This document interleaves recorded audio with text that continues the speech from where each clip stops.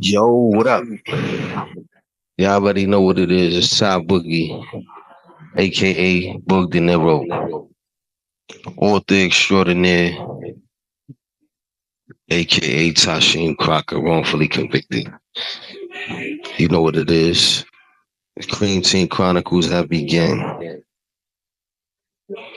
I'm here to set the record straight. There's been a lot of controversy over the years, a lot of slander, a lot of misrepresentations. Say hello to the bad guy. Uh, yeah.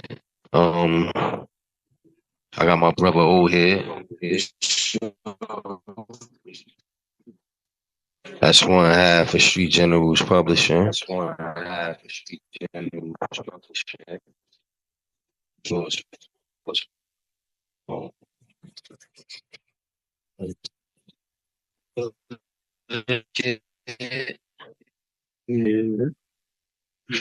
a junior high school dropout. I'm on runaway. I'm wrongfully convicted. Through all that, I managed to get an education and write dozens of books. There are many, many, many podcasts out there. A lot of great podcasts. A lot of people doing they want to, doing some good things, creating some extraordinary content. But how many of them could say they wrote and published 11 books independently? You don't got to answer that question right now. Just think about it. But the Cream Team Chronicles, man. I was convicted for being part of the Cream Team. I've spent decades in prison for being part of the Cream Team. I don't regret teaming up and joining forces with the dudes I joined forces with. I don't regret taking to the streets. I come from a very, very poor and impoverished background. My mother was poor, and her mother was poor. And at the age of 13, I decided to break a cycle. I seen something that was extraordinary, unbelievable, something out of a fairy tale. I seen young dudes getting money and driving fast cars and dating beautiful women. And I was in the Queens, New York, Southside Jamaica, Queens. I have been placed there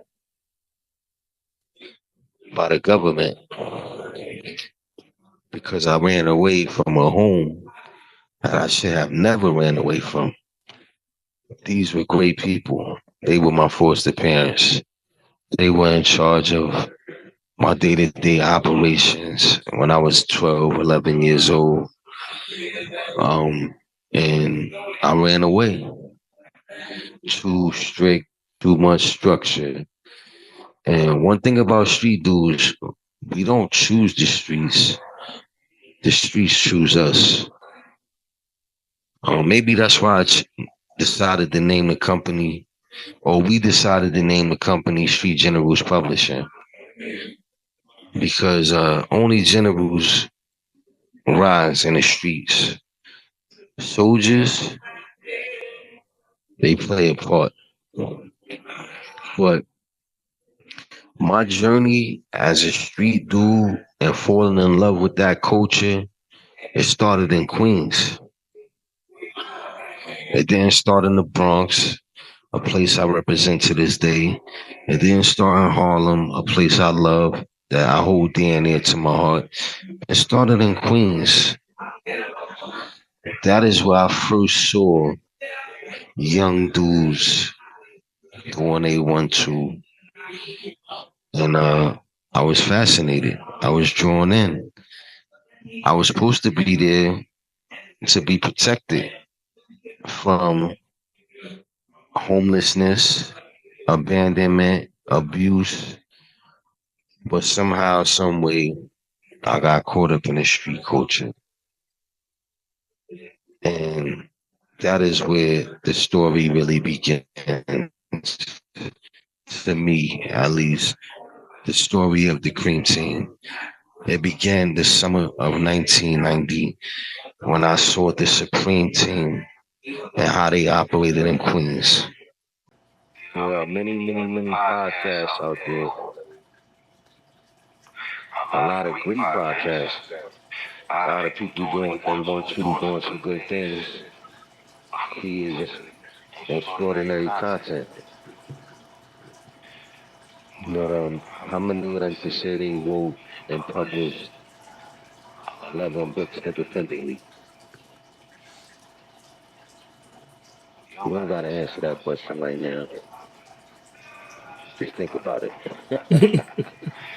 But the Cream Team Chronicles, man, I was convicted for being part of the Cream Team. I spent decades in prison for being part of the Cream Team. And I don't regret teaming up and joining forces with the dudes I joined forces with. I don't regret taking to the streets.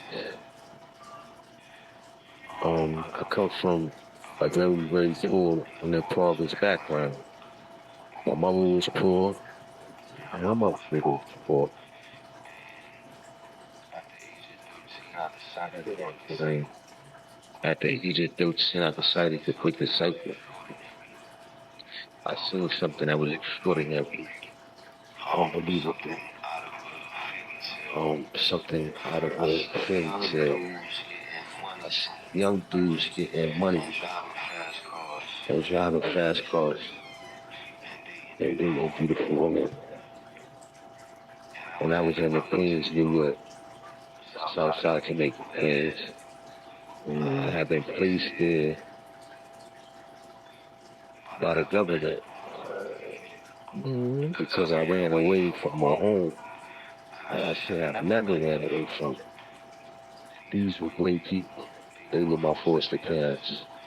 They were in charge of my day-to-day operations when I was 12, 11 years old. And I ran away. Too strict, too much structure. And one thing about street dudes, we don't choose the streets. The streets choose us. Yeah. And maybe that's why I decided to name the company, or we decided to name the company Street Generals Publisher. Because only generals rise in the streets. Soldiers, they play a part. Yeah. But my journey as a street dude and falling in love with that culture, it started in Queens. It didn't start in the Bronx, a place I represent to this day. It didn't start in Harlem, a place I love. I hold dear and near to my heart. It started in Queens. That is where I first saw young dudes doing A1-2. And I was fascinated. I was drawn in. I was supposed to be there to be protected from homelessness, abandonment, abuse, but somehow, some way, I got caught up in this situation. And that is where the story really begins. To me, at least, the story of the Cream Team. It began the summer of 1990 when I saw the Supreme Team and how they operated in Queens. So, I started fucking around with him and Beasley. know, the first time I ever heard Black Just name, you know, may he rest in peace. First time I heard Shy Boogie's name, right. You know, Jonathan Tiger. These is the dudes that's out there, you know, after Plain and Prince had went away. Right. And I'm just like fascinated and awe with what's going on around me. I knew it wasn't right, but I also didn't think that it was wrong because I was taking care of myself for the first time. But who but kids should be 12 years old, 13 years old, taking care of themselves, you know what I'm saying? Exactly. And I remember it getting cold. And this is the same strip, by the way, man, you know, for my listeners, man, you know, I appreciate y'all. This is the same strip that 50 Cent, a.k.a. Curtis Jackson, a.k.a. Mr., you know, Power Cities, man, you know, G-Unit. This is the same strip he was running up and down. I was running up and down that same strip when I was a little kid, you know what I'm saying? And I became homeless, you know, just as fast as I went from packing bags and delivering groceries and all that stuff to hustling in the streets. It went away fast, and I was homeless, and I found my way back uptown in the Bronx with my moms. What I saw traveled with me though back to you know, the Bronx, New York. But what I didn't expect was that the Bronx and Harlem would be much more dangerous than what Queens was. You know what I'm saying?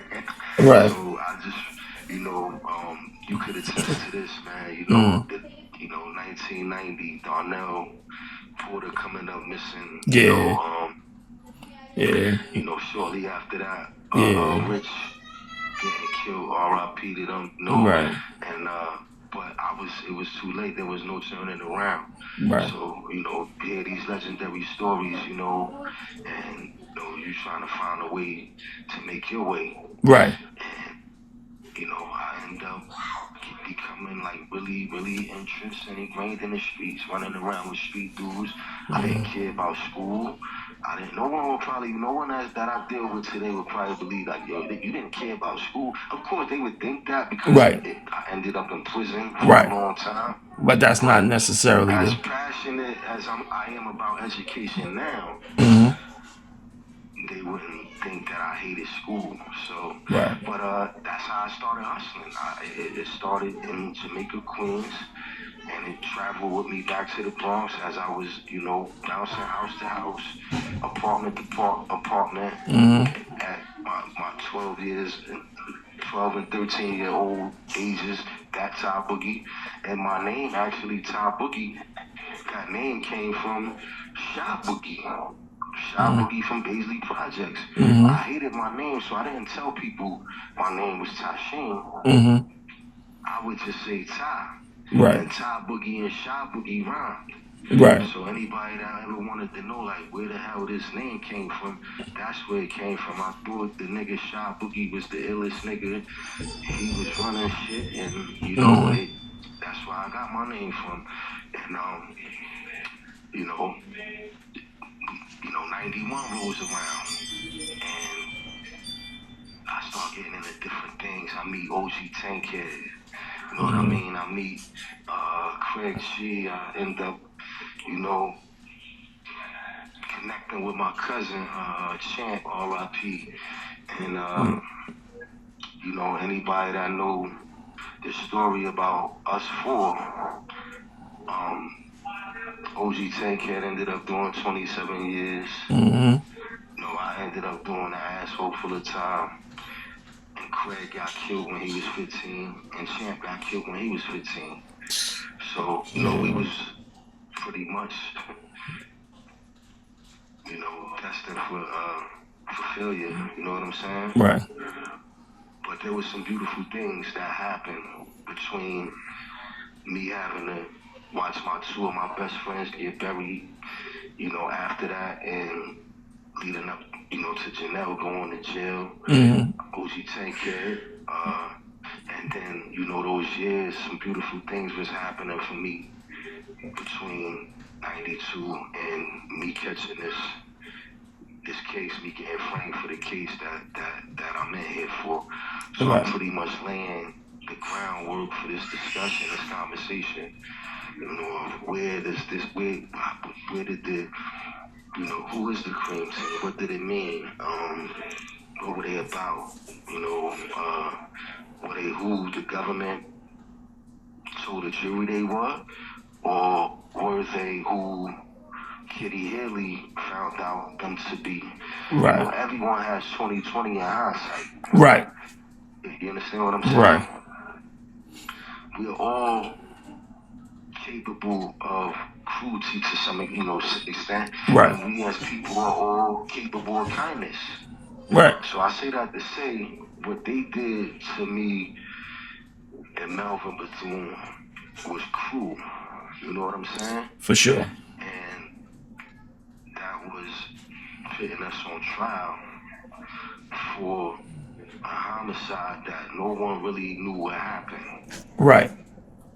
And putting me in prison made me the man I am today and probably saved me from death because I was knee deep in the streets. Right. And so we're gonna get into that. This is the Cream Team Chronicles have began. For sure. So all my supporters, For my sure. listeners, man, I love y'all. I appreciate y'all. All of the beautiful women who buy my books, all of the brothers, who tell their beautiful women to cop a book. I appreciate it all, man. I appreciate everybody who signed my petitions. That DJ Coco Chanel put together that got this thing really rolling in the right direction. And we here, man. It's June. This is my month anyway. It's my birthday month. Right. But a lot of beautiful things is transpiring this month. So why not give the people what they want? 096. Well, that's what we here to do, man. We're gonna put this series together. We're gonna cultivate it, and hopefully they enjoy it, and hopefully they get an insight to a little bit into your life and beyond the case and beyond the things that they don't know already or they think they know. So that's what we're here to do. Just to spice it up for y'all, give y'all what y'all really want to hear.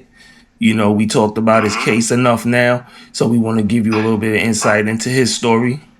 Him and his cohorts, his brethren, the Cream Team. My brethren, the Cream Team.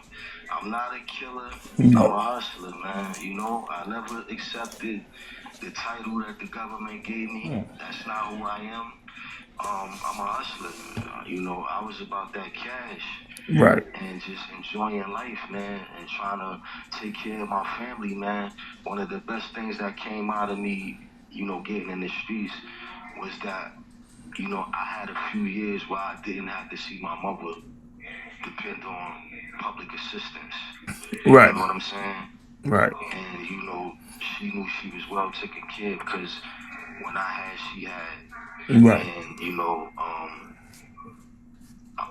I had it. For sure. I had it, big bro. And I think a lot of people that hustled in the streets, that was like one of the top motivator for them, being able to supply their family and they friends or their loved ones with things that they needed and not have to depend on figuring out how she gonna work and take care of 5 or 6 or 7 kids or or even taking a load off of a parent that you feel is overburdened with extra weight by you not being able to provide. So you go out there and you learn how to hustle and you get that money and then you start helping. The thing is, we get that money, man, and I'm guilty of this. We get the money and we forget the reason why we started doing this. You know what I'm saying? Yeah.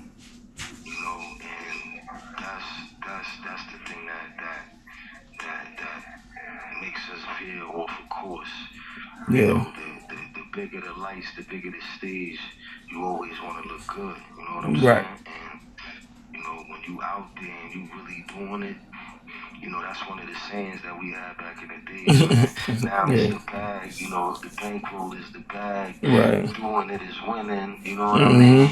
You know, Yeah. you see P or AC, you know, rolling by, you know, in the Porsche side, you be like, Mm-hmm. yo, them niggas is doing it. Or you see it in the Cream Team, you know, back to back to back to back, Act, MPV, Honda Wagon, you see, yo, them dudes is doing it. And Right. they teenagers. Right. But this is it, man. We here, man. You know, thank y'all for listening, man. For sure. It's gonna be an episode every week. Yeah. Most definite. Every week, man. I hope y'all enjoyed the content we just put up too. I wanted to give y'all the opportunity to see me in a vulnerable state, interacting with the people who have decided to stand by me Right. and believed in my innocence, man. You know, I'm talking about, you know, the legendary Khalil Ali, Jason Flom, Lorenzo Johnson, International Rory. I just wanted y'all to see what that love looked like. Right. You know, and that's what we about, you know. We about that love, man. For sure. I love you all. I love you too, brother. I love my listeners, man. Thank y'all, man. Spread the word. We here, man. For sure. We signing out.